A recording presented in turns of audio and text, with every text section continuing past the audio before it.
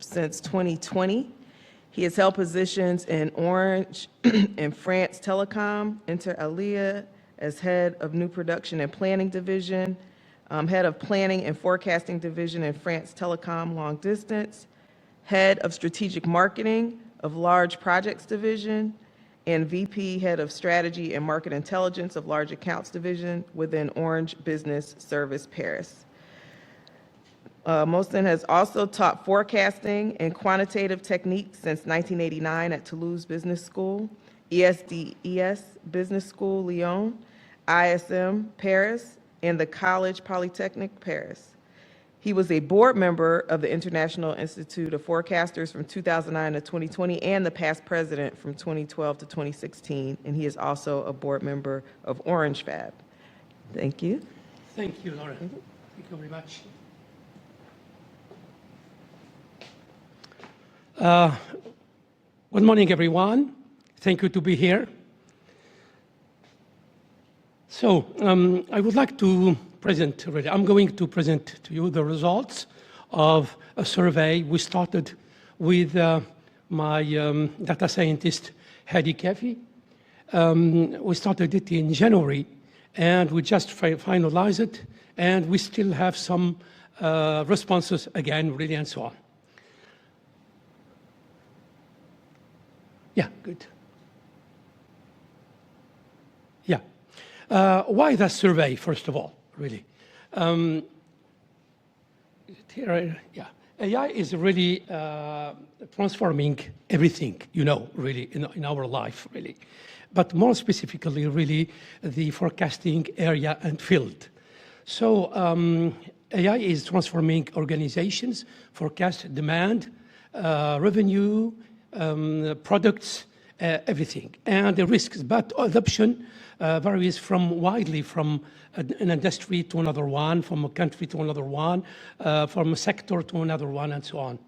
The purpose of the survey is to understand better how the organization, that means businesses, startups, everything really are using AI-based forecasting tools and methods, models, and so on, to improve their businesses, their performance, everything. That is the first. So more typically and more specifically, the survey seeks really to answer 4 fundamental questions and needs, first of all. So what forecasting methods are organization using today? I mean really AI-based forecasting methods. That's it first. Second, to what extent AI techniques, machine learning, deep learning, and other, etc., really, are being adopted in the different organization. The third question is really how mature our organization in integrating these tools into their decision making, in their organization, in their processes, etc., etc. The last one, really, what measurable business really benefits and challenges really are associated with AI forecasting methods that are used in organization. So the context and the rationale for this survey. Thus, the increasing use of AI in organization. AI, as told, really is really increasingly used in everything, for editing, for really writing, for everything, but also for demand planning, for forecasting, and so on. So, of which really AI is becoming a strategic capability for any organization. We must be there, we must use them, etc. Growth in data availability. A lot of data are becoming really available. How to use them, how to track the benefits and the variety and so on to make decision and so on. Pressure for faster and better decision. Yeah, the managers, the data scientists, the demand planners, etc., must really fast and really provide really forecast, updated forecast, really and so on quickly. because the market is really speeding and the competition is very hard sometimes. Democratization of AI tools. You know, really, we have a lot of platform, AWS, Azure, and other really softwares, et cetera, et cetera. So that's enable really organization to access and to test really and to forecast easier. Competitive imperative. It is important to forecast because you have competitors, you have new products and so on, and you must really to be really very competitive, very really rational and so on. The other context, really, the other point of context is really the recent development in AI-based forecasting approaches. That is what we are doing here, the different researchers, the different really university, laboratories, et cetera, et cetera. So limitation of traditional, let me say, traditional really methods, right? So it doesn't mean that we leave them, no. It's only to have to adapt them, to use them differently, and so on. Machine learning and based forecasting really has really provided us very important really resources, very important really tools to really to improve our forecasts and the organization are using it. Deep learning for time series also really. A foundation model for forecasting. 3 years ago, when you talk to any forecaster, you say really LLM for forecast, they say, you are crazy. No, yesterday we had a presentation about the LLMs and so on, and these days also. So LLMs are really growing in terms of attention of users and so on. Foundation models for forecasting, of course, probabilitics forecasting, automated forecasting platform, as I told you, AWS, one of them also. Explainable really AI. What can that survey bring? Why making that survey, etc.? So the first theory for participating really organization, 33, I think, really, it means really the study enable organization to benchmark their users, their methodologies, their models, etc. Are we right? Are we competitive? Are we on the, updated in terms of usage, in terms of best processes? Yeah. Yeah. Okay. Yeah. Yeah, okay. No, it's better here. Understand where they stand. That means where are standing in terms of expertise, in terms of usage, in terms of best practices, etc. So this is very important. Yeah. It's better because, yeah. Identify the practices used really here. Are we using the right tools? Are we using the right processes, the right planning and forecasting methods, etc.? Recognize also the practices used, the recognize common implementation barriers, limitations, for example. Discover the business outcome associated with more advanced really forecasting systems. The other, for executive, the results of our we wish really our survey will offer evidence-based insight to support strategic decision, strategic orientation, etc. Investment in AI, for example, should we go more really? Should we think and reduce and change our mind, change our strategy, etc. So data governance priorities, talent development, should we really recruit really more data scientists, more, or should we really outsource this, etc., etc. And final, but for research and the market, the study contributes to a broader understanding of how AI is reshaping really forecasting and planning function within the different organization. So let me go immediately to the different numbers.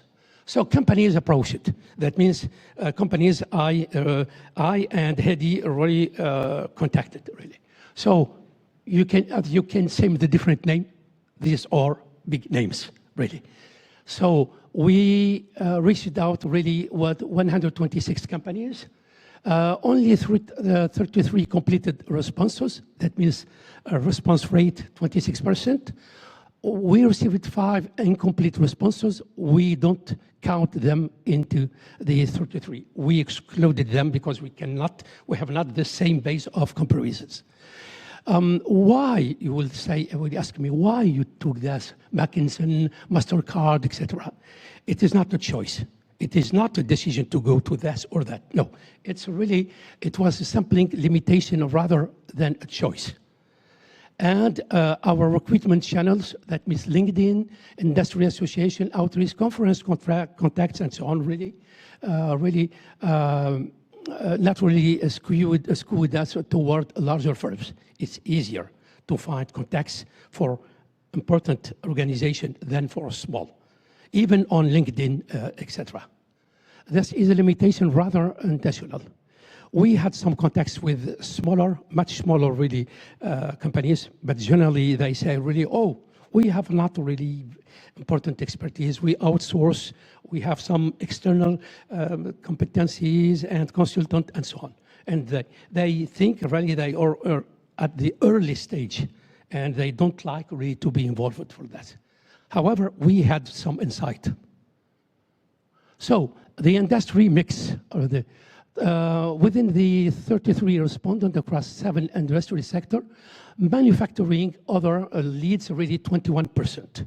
So really, then we have also a really retail, e-commerce. We have really also finance and banking, for example, energy, 9%, etc. Company size distribution. This is also another limitation. So 88% of large firm, that means more than 1,000 really employees. 12% mid-sized, only it's a small size, really a small sample for this. So that means companies who are between 250 and up to 1,000 employees. Key limitation, results reflect large enterprise practice only. You can say it, really. Probably it is easier because we have contacts, we have some posts, we have many things. But for smaller, very small or really organization, it's harder for that. Geographic scope, 73 or company operate internationally, and only 27 national.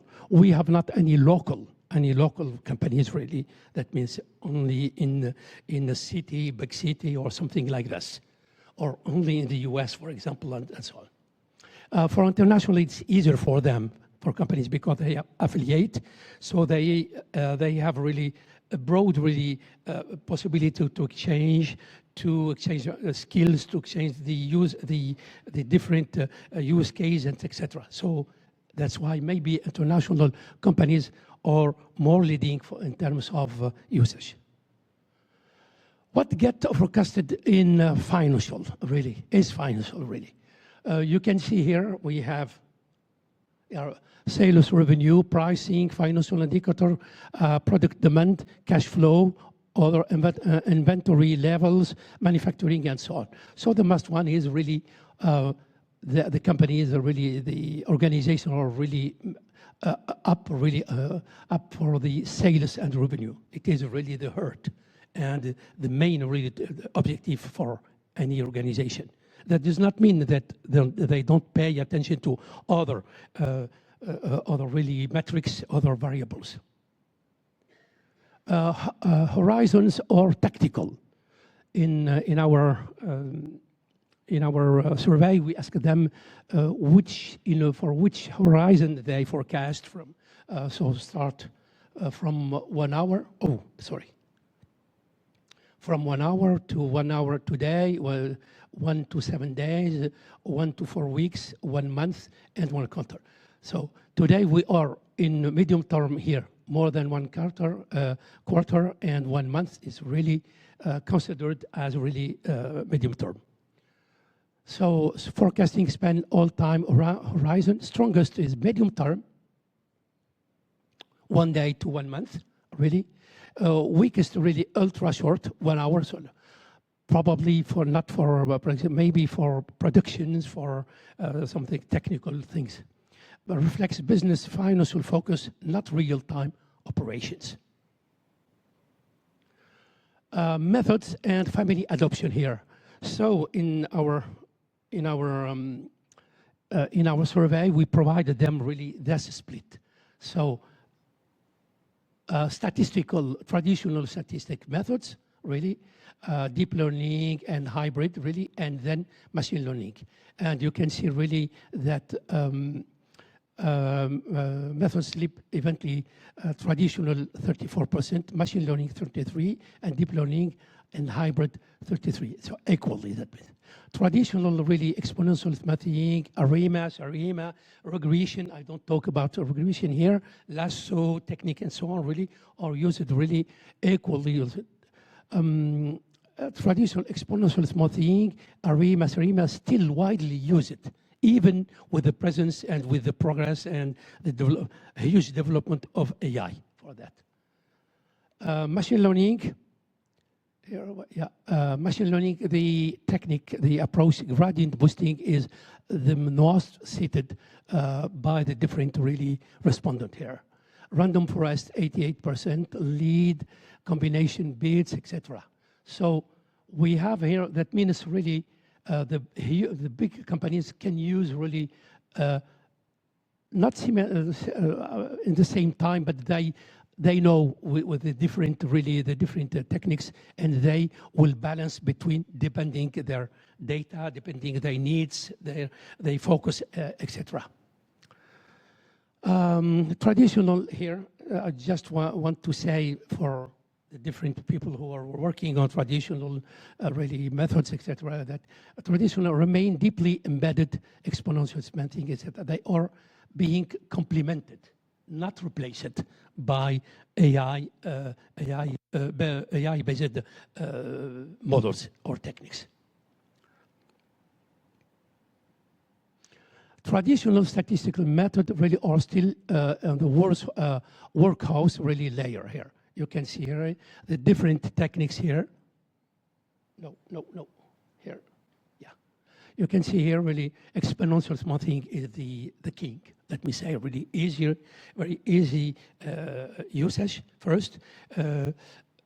Experimentation and so on. First, it is available on nearly all the softwares for free.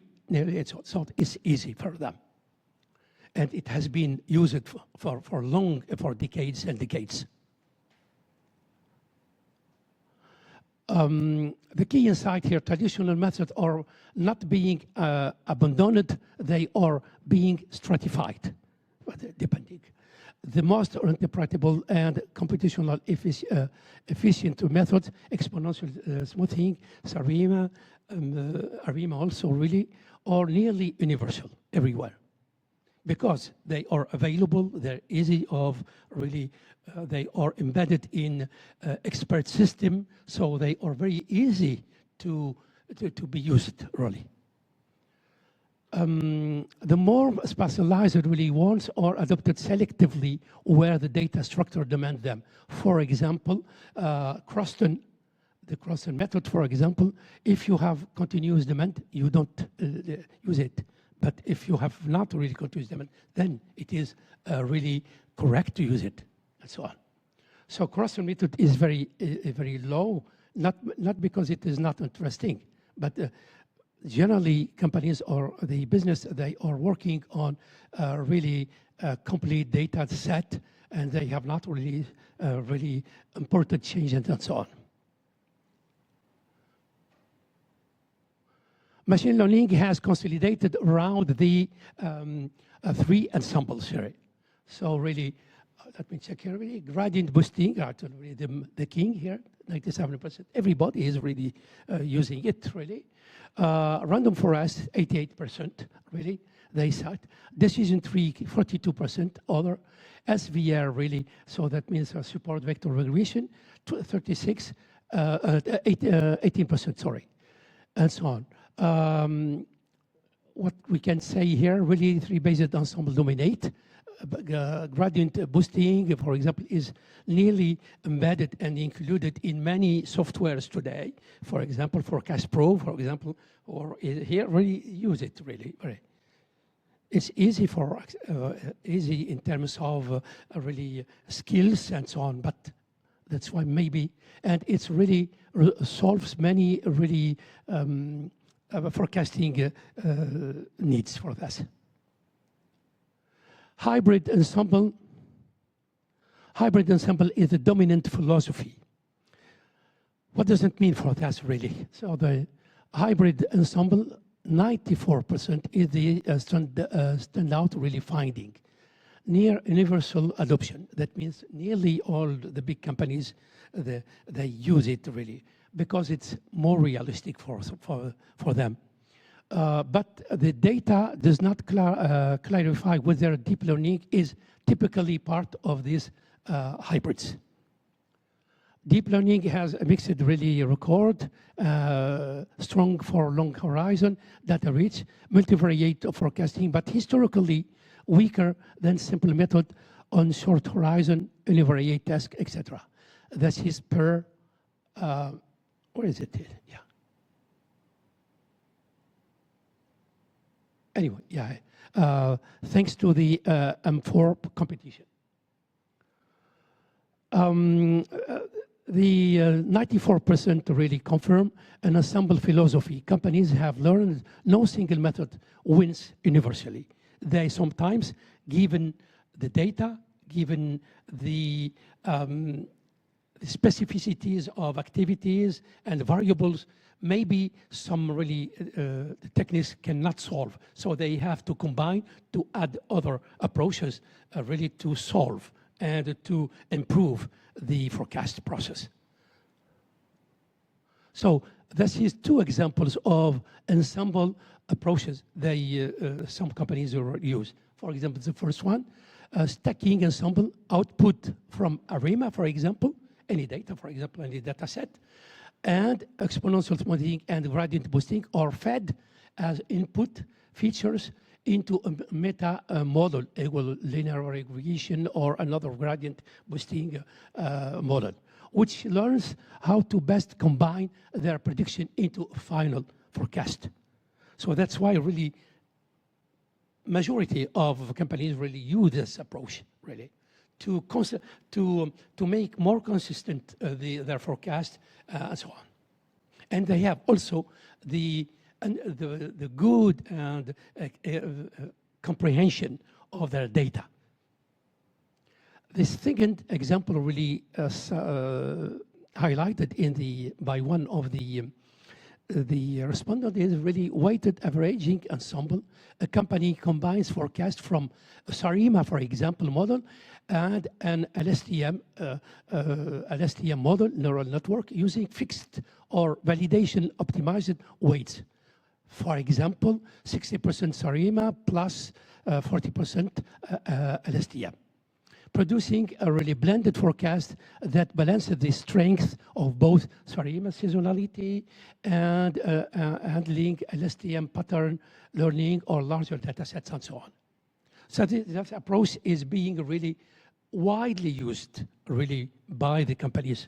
Okay, they combine the right really methods and techniques, but they improve and they make them more consistent, more confident also, really with adding other model and so on.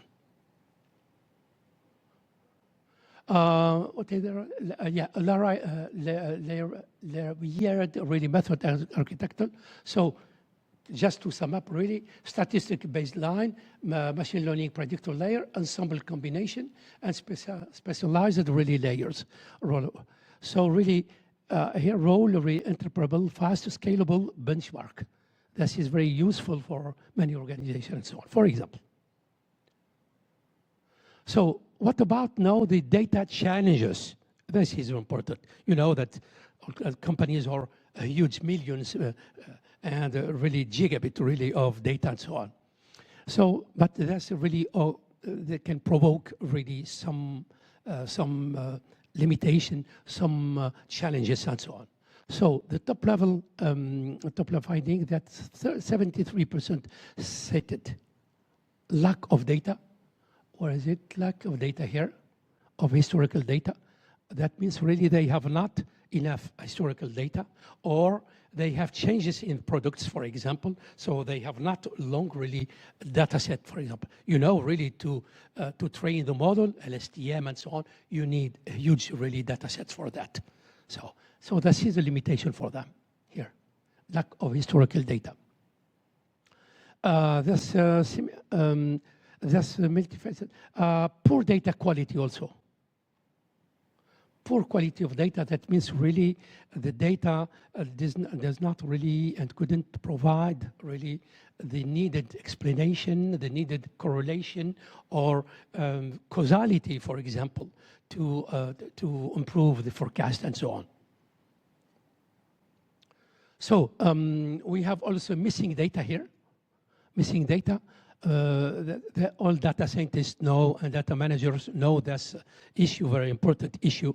So they have really to deal with really to reconstruct really the missing data, the missing monsters, and so on, really, to make really and to prepare really consistent data sets and coherent really data set for that. The other one, data silos also really, that means really in the company, that sometimes in the same company, they don't use the same wording, the same definition for the data. So it is important, and this is an issue for that. I have seen it in my experience for that. So, teams involved in forecasting, this is very important. This is very important point for that, really. So you can see here, data science, really people, operation and supply chain, IT, executive leadership, and finance. So SNOP also, yeah, and so on. So AI forecasting in these companies is cross-functional and the over. This is very important. You cannot really, data scientists cannot really be alone with providing the different really forecast without any interaction with the other really services, with the different really organization within the company. So just to make and to adhere, to make people adhering in the, and understanding and sharing the data and the forecast. So data science leads with 94% involvement. Of course, because they prepare the different model, they really test them, they run the different techniques and so on. So they are the one of the main really point of contact, let me say that. So, operation and supply chain reflects where forecasts are most consumed for the different, for the company and so on. So inventory, production, planning, logistic decision, and so on. IT is very important also task for that. Why? Because confirm the infrastructure dependency identified in this challenges slide. Building and maintaining forecasting pipeline requires active, really, IT participation in terms of maintenance of the application and so on. Executive leadership, this is a very important thing. You can really, any data science, or you can really develop many really models and so on, but if he has not, or she has not the support of the organization, that means the management, he maybe can really face some limitation for that. That's why executive leadership here is very important. It is a notable finding in 6 of 10 companies, the C-suite suite is directly involved in forecasting activities. This suggests AI forecasting has moved from technical project to a strategic priority. We have seen in some companies, in some organization, the SEO really is really involved, completely involved to make sure that really forecasts are really widely disseminated in the company and very well understood and shared within the company. He had the power to do it and to influence. Of course, finance. It is important to mirror the high frequency of financial variable forecasted. Revenue, cash flow, margin, financial indicator, and so on, etc. So this is very also another category of players for that. So the pattern reveals a hub and spoke model where data science is the technical hub here. But value realization requires active engagement from operational, financial, and executive function to make really to allow the process to be really to be run and to be really well developed for this. Automation level here. Regarding automation, 55 have fully automated the process, the forecasting pipelines and process, while 45 remain semi-automated. That means they are not really still probably reached the full level in terms of skills, in terms of experience, in terms of capabilities and so on. So this is a high level of automation and likely reflects both the maturity of this organization and the maturity of the tooling really available. That means MLOps, of course, and platforms, the various platform available today, and automation learning and so on. So the benefits here, advantages, faster, more frequent forecast, no manual procedures and so on. That means faster, competitive, available, immediately available, and so on. Greater consistency, reduced human error. This is really, you can locate immediately where is the mistake, where is the problem, the issue, and so on. Scalability across products, region, or time horizon. So you can really split the forecast by hierarchies, by product, by country, by city, by everything. By store, everything. So very easy for that. Free is analyst for higher value strategic work. So this is very important to track the value, the global value for the company, for example, etc. Should we, for example, should we abandon, should we leave some old products and move to new products, for example, something? We can learn that from the different forecasts. And finally, easier to retain and update models as new data arrives. This is evidence.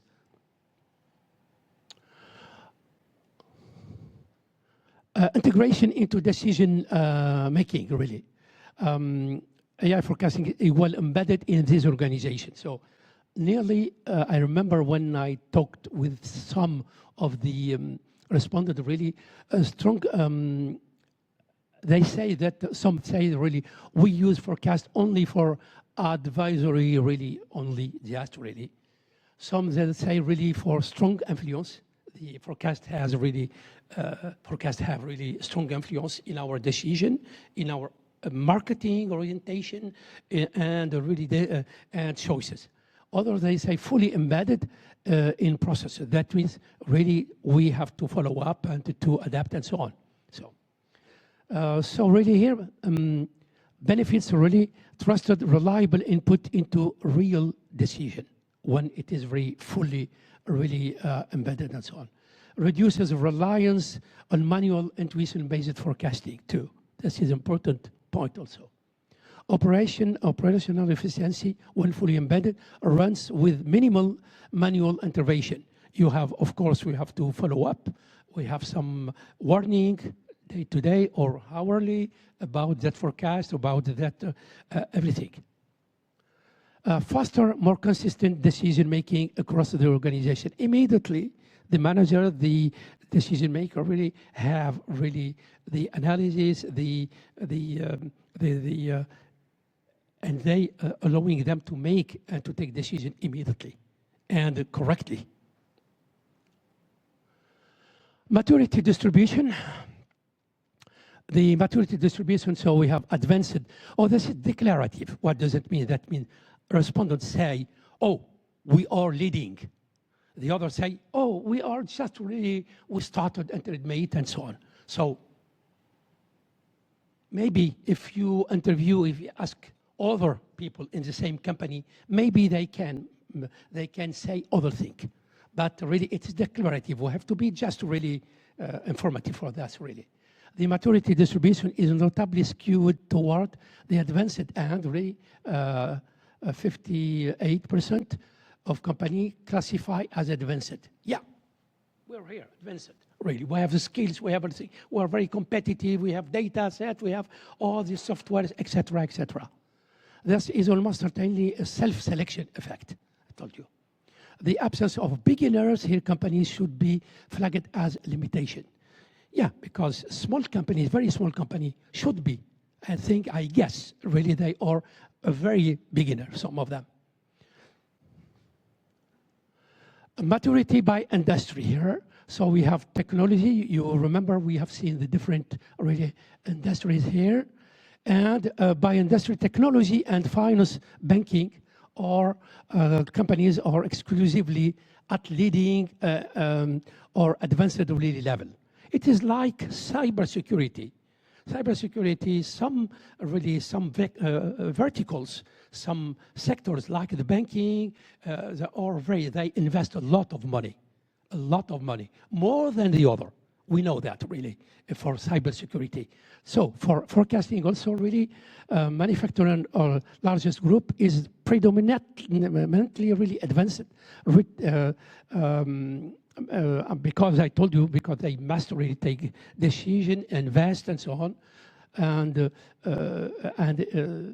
especially here, if you see here, these are data native. I mean, really, especially the where is it?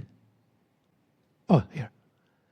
Finance and banking companies are exclusively at leading or advanced level. These are data native industries and tend to have mature data infrastructure. They manage the money, investment, and so on. So that's why really they use really frequent, not only frequently, at high level, the AI based forecasting methods and so on. Maturity versus integration level. So we have here intermediate level, advanced AI maturity level, and leading here. So. And we can see here results confirm the parallel maturity integration relationship at the intermediate level. The sole respondent is really and so on. So what we can say here, this imply that organizations stuck in advisory role may face ceiling on how much real business value they can extract from this maturity. And that's also, following a discussion, it can change quickly in any organization. Because they on a step, for example, they are planning a new investment, a huge investment, so they can really change, the figure can change for that. Main forecasting challenges here. So we have here really a lack of data, skill shortage, integration with IT systems, model interoperability, organizational really resistance and cost really for that. Despite the positive outcomes really of the modeling and approaches and the availability of huge data and so on, significant barriers persist. Lack of data, 37% is the top challenges really, which is notable given these are large organizations.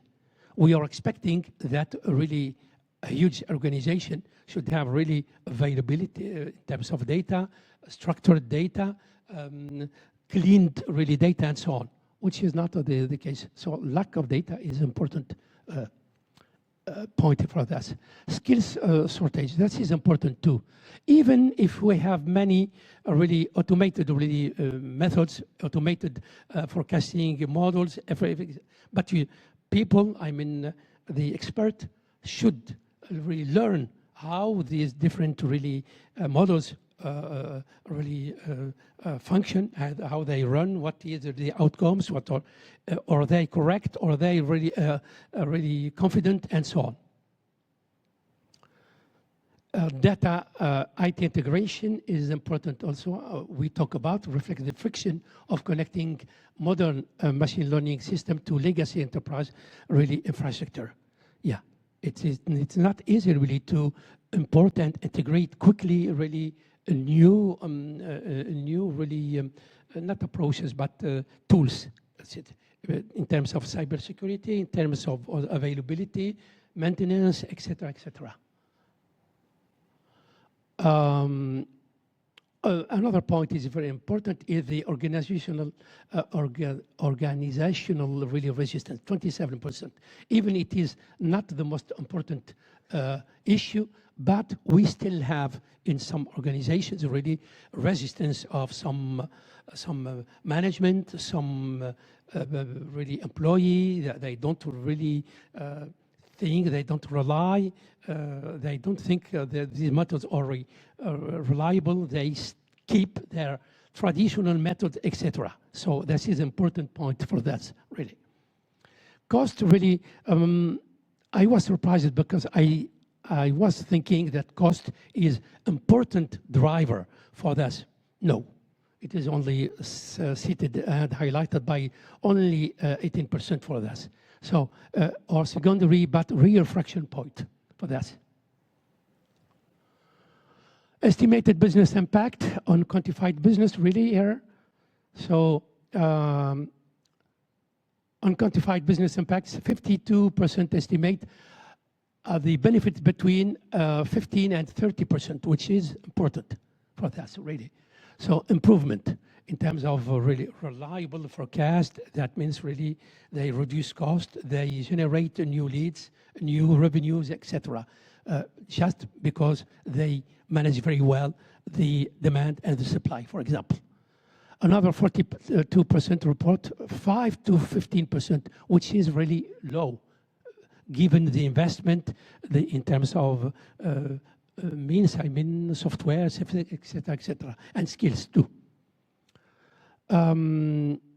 Benefits here, measurable substantial return on investment, more 15 to 30% improvement, near universal positive impact, 94% report meaningful gains, hopefully. Justify continued expand investment in AI forecasting tools and models and approaches. Low risk of no return, only 6% see minimal and immeasurable really impact for that. Maybe because they, in terms of culture and so on, they are more really technical oriented and so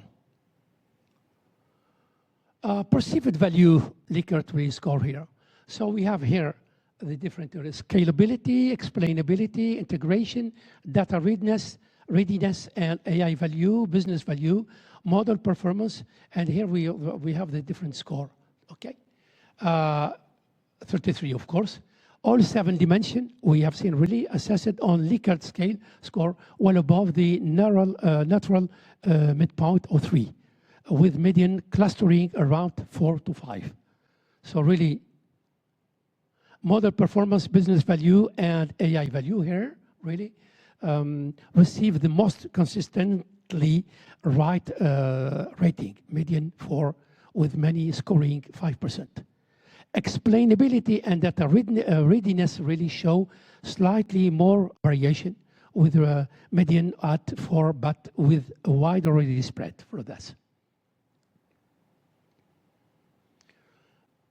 We are near the end. Yeah, good. Yeah, maturity versus business impact. This here we have really the estimated impact here, and we have the different really categories of leading, advanced, intermediate companies in terms of maturity. This cross tabulation is one of the most analytically valuable findings in the survey. It shows a clear and compelling progression. The single intermediate really company here, reports a 5 to 15% impact, 100 of that group. Advanced company cluster is in 5 to 15% bad. Leading companies shift really decisively because they invest a lot in HR, in tools, in IT, in everything. So they really with 85% reporting impact in that range, and non-reporting unmeasured really or negligible impact for this. And I was told by one of the respondents that they received more than 45% of impact for this. But however, I have not really planned it. But in the survey, for each question, we open the respondent can add a specific response. But this guy has not really added that, only by 45%, which is very important, really impact in terms of business and margin. Correlation person metrics here. So we have here the different, of course, the different AI maturity, business impact, integration, automation, AI value, scalability, and so on. So the correlation heat map really reveals several important structural relationships. AI maturity, just really, I will note some of them. AI maturity correlates most strongly with model performance. Correlation is 77. And integration correlation is .65, suggesting that as companies mature in AI, their models perform better and become more deeply integrated, a virtuous cycle, something like that, and so on. If I take, for example, another really, business impact correlates most with AI maturity. Of course, because when a company is leading company with important really tools, with important really expertise and skills, the company and investment. So I think it will really gain the benefits, maybe not immediately, but really there is a really a good, significant correlation for that. So business impact correlates most with AI maturity and integration, less. Suggesting impact is driven by how deeply embedded and mature the AI practice is, not just by the technology. This is important. Organization, process, not only the different model and so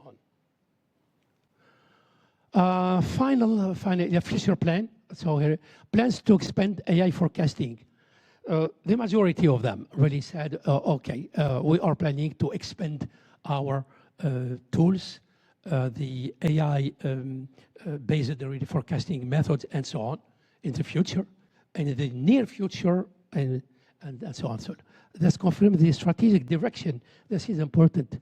The strategic direction, this is for the whole group, not only for marketing or for really sales or production and so on. No company plans to reduce or maintain the status quo. So they have to really to continue. That's it, which is really evident for me. This is a remarkable level of consensus across all an internationally diverse multi-industry sample. Only few really, I think really 2 companies said under evaluation. If my memory really serves me very well, it is really e-commerce, something like this. Priorities for forecasting improvement, future plans, right? So more data and integration, So because they have data, a lot of data, but there is issues with data and so on. They have the models, they have the process, the tools. I mean, Amazon, they have really softwares, etc. But the data don't really, or not very reliable for that. So that's why really they highlight this issue for that. Data integration, more they clean the data, they have to work to make sure the data are very, very well structured and so on. Real-time forecasting also 70% really here. There's an ambition to move from periodic batch forecast toward continuous live predictions. That means embedded. What does it mean for that? Automation really 70% here, despite 50% already being fully automated. Another 70% list, it has a priority. That suggests many of the fully automated systems are partially automated in practice for that. Better models is, I was surprised because really it's a little bit low to me, really, because really some companies really are using some very basic models, they say it really, but and they can really improve. That's just in experimenting other models, etc. That needs really expertise in terms of data scientists, for forecasters, and so on.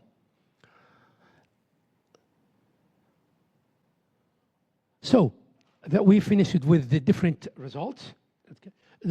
What are the perspectives of this survey? Because we will renew it really to see what are the evolution, what is the evolution, and so on.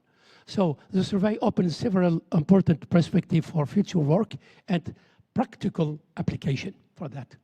Development of forecasting maturity model, industry benchmarking to allow to the different really companies to see where they are standing in terms of best practices, tool usage, platform, and so on. Identification of successful factors, of course. What are the factors that allow me to move forward and to enhance and to improve my forecast, and so on. Quantification of ROI, return of investment, this is hard. In the beginning, the company, they don't think to this, but after given time, they need, especially the executive, they need the accountability. Where is the money? Where are the return on investment? Practical guidance, the results can support advisory services, executive workshops, etc., etc.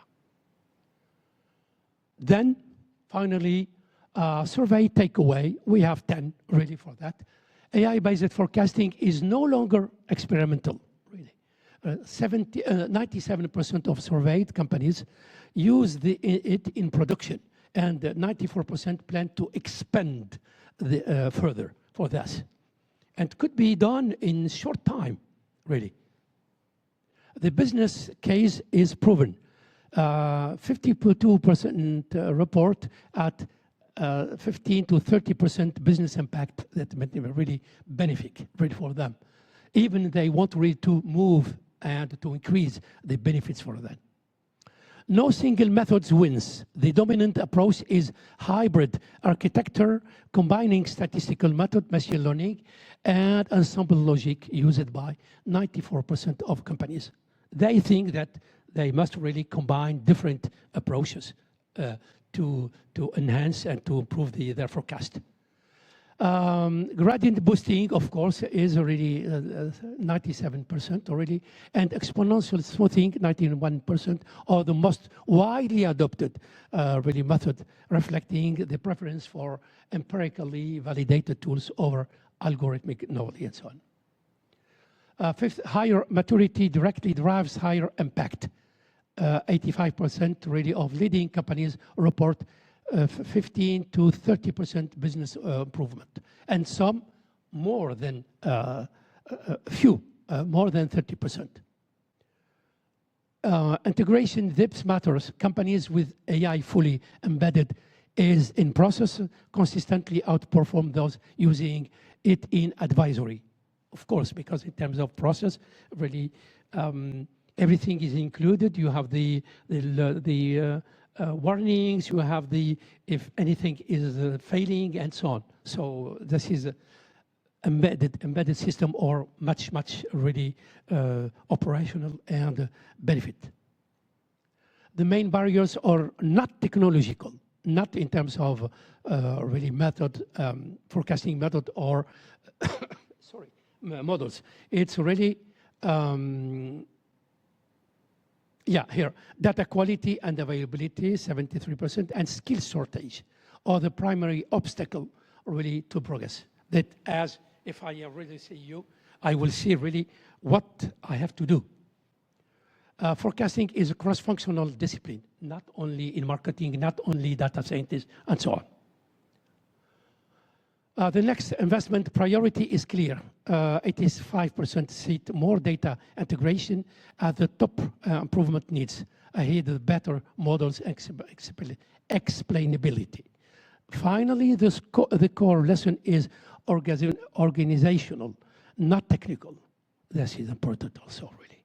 Companies that embed really AI forecasting deeply into data infrastructure, team structure, and decision process capture dramatically more value than those really treated as standalone or analytics tool, and so on.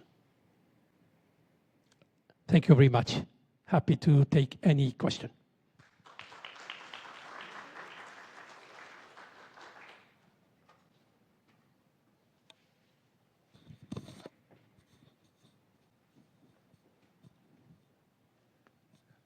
Thank you very much, Mohsen. Thank you very much. Very interesting presentation. Things certainly have changed in the last couple of years in terms of adoption. Yeah. I was surprised that in your entire presentation, the word LLM or Claude did not come up once. Would people or organizations just relying on those be in the other category or just not used by these very large companies? Yeah, I think LLMs, we have discussion with some of our colleagues and so on, really. Many forecasters at really, let me say till September when discussion, they don't really, they are not in favor for the LLMs because probably at that time, that means 9 months ago, really, development was not really, here. But really the last, these recent months have shown really LLMs, especially yesterday, I think Mark and Sean have shown the importance of LLM. And we are seeing, you are right, we are seeing really a new generation of LLMs that, but the companies that they are following, they are trying to learn about the LLMs before going to the LLMs. I think when really we will have a really strong LLMs, really proven really experience with that, they will go to, absolutely.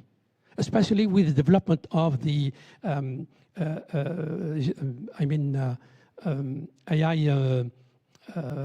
how would say the other?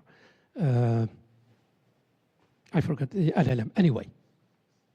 A quick follow-up. I wonder if the survey had included more medium and smaller companies that actually responded, whether the Claude and LLMs would have shown up more in the responses. They may be faster adopters in this case. I think really for the next step could be, will be to really to look and to contact, to reach out the smaller really companies, but really it's less easy to contact them. You remember I sent you a message about your company and others and so on. A lot of them don't respond for that. Maybe because they have not any expertise. Maybe because they think it is at that stage, it's really sensitive. It's very confidential, something like this. Okay? But I have to use another way, another strategy to contact them and so on. Not by like the survey. They will not give any answer for that. Yeah, please. Thank you for the presentation. I have a quick follow-up to the AI. So AI in the context of the presentation was using models within the forecasting process. That's what I got. How about the use of AI in support of the process? So let me explain. So when you get a forecast, now what a lot of demand planners do, they have to go and adjust the forecast, update it, but that's mostly under knowledge. And I wonder if anybody answered about also enhancing the process itself, not just the generation of the forecast. If my question makes sense? Yeah, absolutely. We have not really, in the survey, we kept really some question open in addition to that. But I don't remember I have really any clarification on this issue for that. But really, I think if I have to redesign the survey, I will improve it with a little bit more more precise really question and so on. Because in this results have shown that some, especially for example, about the hybrid models and so on, some of them, they told me really, it is not clear for us and so on. So maybe we have really, when we will run again, that's really that's a survey, probably in September, then we will open a little bit more and extend the question for that. Thank you for this suggestion. Yeah. Yes, thank you. Thank you for your presentation. I can tell you that your preliminary results look somehow the survey Roland Scheck making our institute for the European Commission. As you know, we working in tourism, and we make the analysis of AI by hospitality industry, and we have 1,500 observations, and we do in Switzerland, Germany, Austria, Italy, Greece, and France. And what I found very tough during this questionnaire is, you know, when we talk about the spread of AI, the spread of AI is not an adoption. It's not necessary an adoption. From your point of view, that you survey, you are thinking about adoption, and this is okay, but this is just a part of the history. What happens with Hotelier is that they have the system for calculating dynamical pricing, and they buy black box, and they use the black box since 20 years. But the provider has already included artificial intelligence learning methods. Then they are using it without knowing. And that's what is difficult for forecasting the spread of artificial intelligence. Artificial intelligence is a part is adoption, but a part is infusions. It means it comes from the software, for your tools that you have already. Think about, this is the literature who says, not mine. Think about YouTube. YouTube one day decided to use machine learning. And we don't realize. And at that moment, the number of people using machine learning is spreading millions on billions and hundreds of millions of people in one day. Then the diffusion is, you cannot apply the little bus model and say, and this is okay. But it's very interesting. What we can do in another version is comparing the result of our very restricted sector, which is only hospitality, and your broad sector, because we are talking about e-commerce. E-commerce, sometimes they are little companies and they don't have how to do, but sometimes they are using without knowing that they are using it. This is what is challenging. Thank you very much. Miriam, thank you for your thoughts. First of all, I'm interested to learn more about the study you are highlighting first. And I think really, if we run again this kind of study with the same vertical tourism, really technology and so on. Maybe if we have the possibility and the contacts should be, maybe we can have different really outputs, different really finding and so on. Because when we work on the same really vertical, that means industry, it is more coherent. It is more, we have the many usage, many approaches, many really I mean best practices, the same and so on. So maybe, so please, we will discuss about that. Thank you very much.